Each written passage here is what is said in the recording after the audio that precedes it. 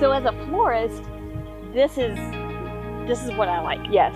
So why can't I get this all the time? So weeping Podocarpus is for sure one of my absolute favorite foliages. It is fairly new. It's not one that we had years ago and then has just come back. So the problems with weeping Podocarpus, as much as I love it, it's one of the most frustrating foliages to grow. So see these little burnt tips right here? Mm-hmm. That was the original new growth, and we had a late winter, so it froze back. But what weeping Podo does that not many others do is it will continue to put out new growth at the end. So like we'll come in and be ready to cut this, and if we say get to it 3-4 days down the road before when I've seen it's ready to cut and we've had a heavy rainfall, it may very well put out a whole new layer of new growth, and then you have to wait on it again.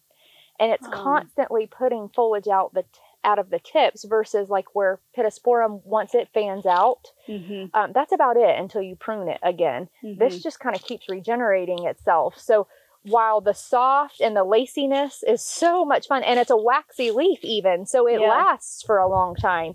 But harvesting this is definitely challenging. Well, I've noticed like the branches that are underneath are the long ones. They probably don't get as much, I don't know, exposure or something, because this is all new growth up here. Correct. I'm like, oh, let's go digging into this and get the long pieces. So this tree wants to grow very upright. It wants to have a center trunk, and it wants to go straight up and just put a few branches off to the side. So we come in and we top them every year, and then it forces it to put out the growth down below. And that's kind of where you're seeing some of this longer stuff. So I guess on that respect, we have at least learned how to control that, where we can get it to put those longer shoots out.